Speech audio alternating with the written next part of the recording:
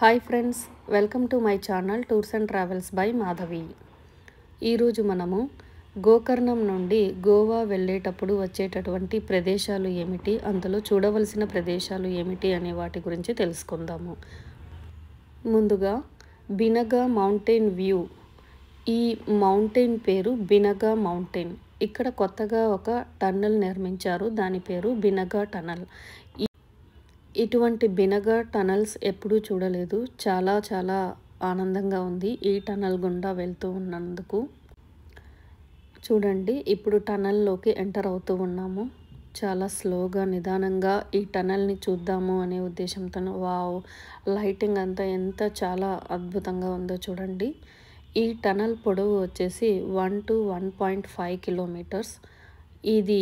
ఈ టనల్ ఒకటే కాకుండా ఈ టనల్ నుండి బయటికి వెళ్ళిన తర్వాత సేమ్ ఇటువంటిదే ఇంకొక టనల్ కూడా వస్తుంది. ఈ టనల్ నిర్మించక ముందు ఈ బినగా మౌంటైన్ చుట్టూ తిరిగి వెళ్ళాల్సి వచ్చేదంట. ఇప్పుడు ఈ టనల్ వల్ల 1 to 1.5 కిలోమీటర్స్ సేవ్ అవ్వడమే కాకుండా 30 to 40 మినిట్స్ టైం కూడా చాలా సేవ్ అయింది అని అంటున్నారు. అసలు ఖచ్చితంగా ఈ రూట్లో వెళ్తేనే ఈ టనల్ని చూడగలుగుతాము. వేరే ఏ రూట్లో వచ్చినా ఈ బినగా టనల్ని మనం చూడలేము.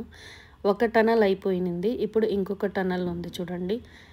ఈ టనల్ని నిర్మించడానికి వాళ్ళు ఎంత కష్టపడ్డారో, తరువాత ప్రయాణించే వాళ్లకు ఎటువంటి అసౌకర్యము కలగకుండా ఎంత అద్భుతంగా నిర్మించారో చూడండి.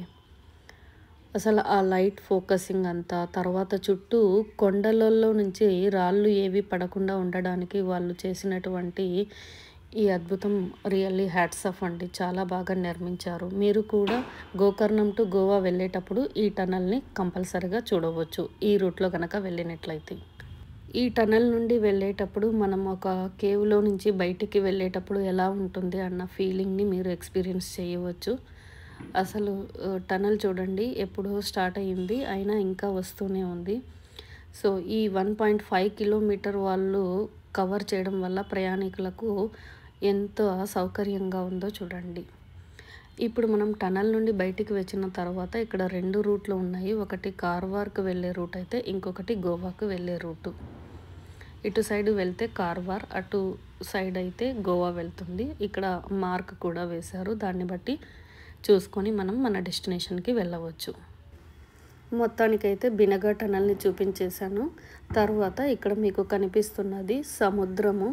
సో ఈ ఓషన్ వ్యూ పాయింట్ చూసుకుంటూ చుట్టూ ఉండేటటువంటి ప్రకృతిని ఆస్వాదించుకుంటూ అలా ముందుకు వెళ్తే మీకు కొన్ని వ్యూ పాయింట్స్ కనపడతాయి. ఏమిటి అంటే, ఒకటి ఏరోప్లేన్ మరియు షిప్ వ్యూ పాయింట్ ఒకటి, రెండవది హ్యాంగింగ్ బ్రిడ్జెస్ వ్యూ పాయింట్ ఒకటి, తర్వాత పెద్ద పెద్ద షిప్స్ ఉన్నటువంటి పాయింట్ మరొకటి. ఇలా రకరకాల వ్యూ పాయింట్స్ అన్నింటినీ చూసుకుంటూ మన ప్రయాణాన్ని ఈ సముద్రాన్ని చూస్తూ, రకరకాల నదులను చూస్తూ, మల్టిపుల్ వ్యూ పాయింట్స్తో ముందుకు సాగుదాము. ఈ వీడియో చివరి వరకు చూస్తే నరక చతుర్దశి స్పెషల్ కూడా చూపిస్తాను. కాస్త ముందుకు వెళ్దాము. ఇక్కడ కనపడుతుంది చూడండి, మీకు ఒక పెద్ద షిప్ మరియు ఏరోప్లేన్ లాంటి వ్యూ కనిపిస్తుంది. ప్రయాణించేటప్పుడు వీటన్నింటినీ చూసుకుంటూ మనము ముందుకు సాగితే ఎటువంటి బోరింగ్ లేకుండా అక్కడ ఉన్నటువంటి ప్రదేశాలను ఏ విధంగా గుర్తించవచ్చు అని పిల్లలకు చెప్పుకుంటూ మనం ముందుకు వెళ్ళొచ్చు. ఇక్కడ ఉన్నటువంటి ఈ సముద్రపు నీరు, పచ్చటి చెట్లు, ఈ ప్రకృతిని చూసుకుంటూ ఇంతటి నీటి వనరులు ఉండబట్టే ఇక్కడ ఉన్నటువంటి మొత్తం వాతావరణం చాలా పచ్చగా ఉంది. ఇందాక టనల్ వ్యూ చూసాము, ఇప్పుడు మౌంటైన్ని బ్రేక్ చేసి హైవే రూట్ వేసినటువంటి ఈ రూట్ని చూసుకుంటూ చుట్టూ కొండపై ఉన్నటువంటి పచ్చదనాన్ని ఆస్వాదించుకుంటూ ముందుకు వెళ్దాము.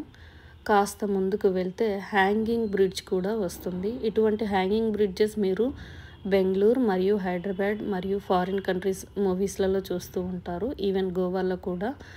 ఇది చూడండి, ఇక్కడ ఒక వ్యూ పాయింట్. ఈ వ్యూ పాయింట్ ఏంటి అంటే, మల్టిపుల్ ఫ్లైఓవర్స్ ఇక్కడ ఉండడం వల్ల హ్యాంగింగ్ బ్రిడ్జ్ అని ఇక్కడ పేరుని చూడండి. డిఫరెంట్ హ్యాంగింగ్ వేస్లో ఫ్లైఓవర్స్ని కన్స్ట్రక్ట్ చేశారు. 2 హ్యాంగింగ్ ఫ్లైఓవర్స్ ఇక్కడ ఎంత అద్భుతంగా ఉందో చూడండి.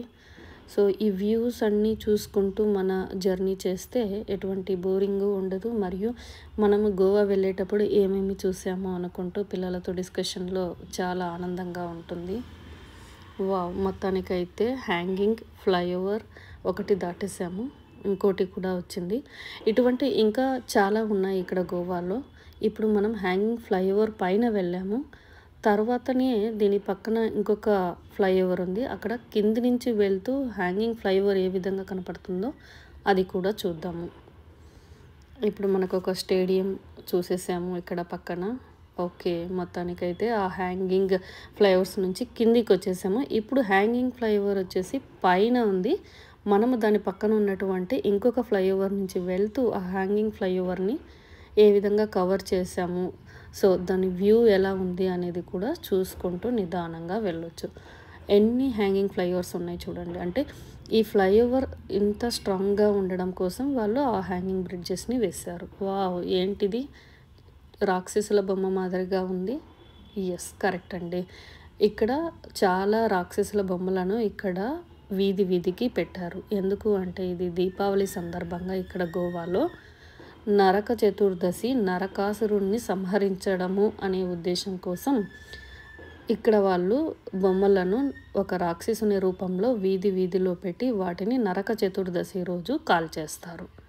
చూడండి, నరకాసురుని కూడా వీళ్ళు ఈ విధంగా రకరకాల బొమ్మల రూపంలో పిల్లలకు చూపిస్తూ ఎలా సంహరించారు అనే కథను పిల్లలకు తెలియడం కోసం ఇటువంటి బొమ్మలను ఇక్కడ గోవాలో వాళ్ళు పెట్టారు.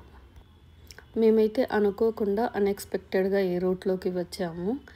వీధి వీధిలో ఒక్కొక్క రాక్షసుని బొమ్మ ఒక్కొక్క విధంగా ఉంది. సో మేము ఈ రాక్షసుల బొమ్మలకన్నింటికి ఫన్నీ రాక్షస అనే నేమ్ ఇచ్చుకుంటూ ఒక్కొక్క రాక్షసుని బొమ్మను నిదానంగా చూసుకుంటూ వీళ్ళు దివాళీని ఈ విధంగా సెలబ్రేట్ చేసుకుంటారు అనేసి ఇక్కడికి వచ్చిన తర్వాతే మాకు తెలిసింది. నరకాసురుడి సంహరణ అనేది తెలియడం కోసం ఇంత బాగా చేయవచ్చును అన్న విషయం కూడా ఇక్కడ చూడడం వల్లే మాకు తెలిసింది. చూడండి, పిల్లలు దీనిలకు ఫన్నీ రాక్షస అనే పేర్లు పెట్టుకుంటూ డ్యాన్సులు వేసుకుంటూ చాలా బాగా ఆస్వాదిస్తూ ఉన్నారు. నేను వీలైనంత మటుకు చాలా ఫన్నీ రాక్షసస్ అని కవర్ చేశాను. ఇంకా కవర్ చేయనివి కూడా చాలా ఉన్నాయి. మోస్ట్లీ 10 to 12 బొమ్మలను కవర్ చేసి అన్నింటినీ ఈ వీడియోలో చూపిస్తున్నాను.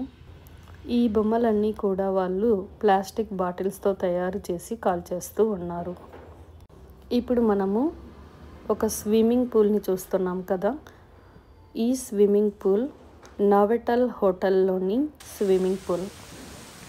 ఈ స్విమ్మింగ్ పూల్లో పిల్లలు ఆడుకోవడానికి వీలుగా ఎత్తుగా మరీ లోతుగా లేకుండా నిలబడి పిల్లలు ఆడుకోవడానికి కన్వీనియంట్గా ఏదో వండర్లా తలపించే విధంగా పైనుంచి వాటర్ పడుతూ పిల్లలు ఆస్వాదించే విధంగా ఒక స్విమ్మింగ్ పూల్ని అరేంజ్ చేశారు. చూడండి, ఈ మొత్తం వ్యూ మీకు చూపిస్తున్నాను. నోవెటల్ హోటల్లో ఉన్నటువంటి swimming pool view point for kids. ఆ పక్కనే ఉన్న స్విమ్మింగ్ పూల్ పెద్దవాళ్ళ కోసము. చూడండి, రైన్ వాటర్ వస్తే ఏ విధంగా ఉంటుంది, దాంట్లో పిల్లలు ఏ విధంగా ఎంజాయ్ చేస్తారు అనే దానికి అలా పెట్టారు. ఇది వచ్చేసి పెద్దవాళ్ళ కోసం అరేంజ్ చేసినటువంటి స్విమ్మింగ్ పూల్. ఈ నోవెటల్ హోటల్ చాలా బాగుందండి. వీలైతే మీరు వెళ్ళి చూడండి. అక్కడ ఉన్నటువంటి 1-2 హోటల్స్ని నేను కవర్ చేసిన వీడియోస్లలో షేర్ చేయడానికి ట్రై చేస్తున్నాను. ఈ నోవెటల్ హోటల్లోని రెస్టారెంట్ ఫుడ్ ఐటమ్స్ అన్నీ కూడా చాలా బాగున్నాయి. దీపావళి సందర్భంగా ఫ్లవర్ డెకరేషన్ చేస్తూ ఒక అరేంజ్మెంట్ చేస్తూ ఉన్నారు. అంతేకాకుండా కొన్ని ఇంకా అప్గ్రేడింగ్ కన్స్ట్రక్షన్స్ కూడా వాళ్ళ హోటల్లో చేస్తూ ఉన్నారు. దీపావళి స్పెషల్గా వాళ్ళు డెకరేట్ చేసుకున్నటువంటి డెకరేషన్. నోవెటల్ హోటల్ రూమ్స్ అన్నీ చాలా బాగున్నాయి. Food items also very good and tasty అండి.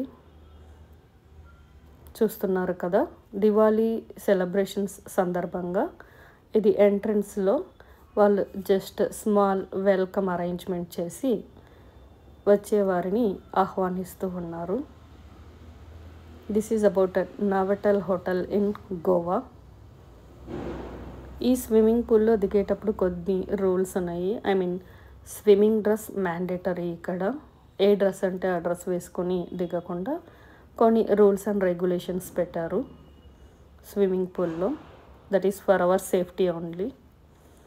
తర్వాత ఇక్కడ రెస్టారెంట్ ఉందన్నాను కదా, ఆ రెస్టారెంట్లో ఫ్లవర్ డెకరేషన్.